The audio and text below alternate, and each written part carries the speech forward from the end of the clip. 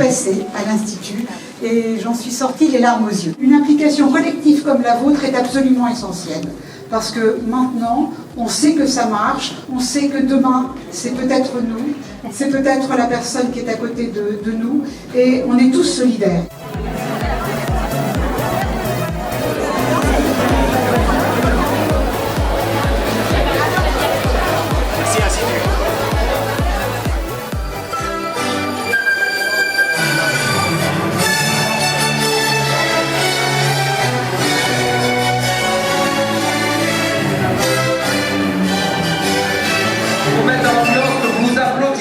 D'abord.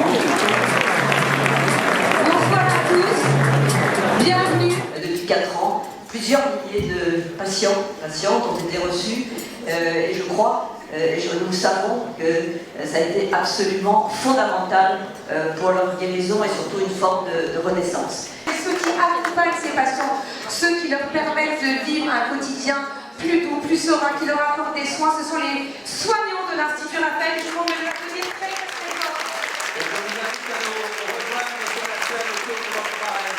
Les art-thérapies, musicothérapie, danse-thérapie, dramathérapie, je ne vais pas tout vous citer, mais c'est pour vous dire qu'il y a une diversité, que tout le monde travaille ensemble main dans la main, autour des patients avec les mêmes valeurs. Je rêvais d'un endroit où cette prise en charge globale des patients handicapés, neurologiques, mais qui ont d'autres pathologies, d'autres handicaps, d'autres souffrances. Le fait qu'on évalue la pertinence des soins et leur impact sur la santé des patients. En travaillant sur ce qu'on mange, la méditation, la sophrologie ou différentes approches, on diminue de 80% les troubles du sommeil. Et il ne s'agit pas que de patients atteints de cancer, mais des patients atteints de toutes sortes de maladies chroniques, que ce soit de l'endométriose, de l'hypertension artérielle, du diabète ou autre. Voilà. Alors notre objectif, c'est de porter une prise en charge globale sur toutes les patients en maladie chronique, bien sûr avec un programme clé qui est notre base, qui est le programme de l'après-cancer. Et donc c'est ça qu'on veut démontrer, c'est pour ça qu'on évalue. Toutes nos évaluations vont dans le sens du bénéfice apporté à chacun, aux patients, aux aidants, mais aussi aux soignants, parce qu'en fait on a pu créer du temps pour qu'on puisse apporter beaucoup aux patients. Et donc voilà, tout simplement, merci d'être avec nous ce soir, merci de nous aider à continuer et merci de faire ce que l'Institut Raphael va pouvoir devenir demain.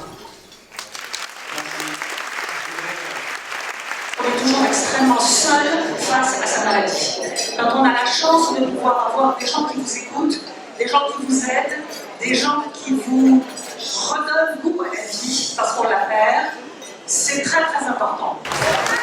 Voilà, sans qui ne se passe rien.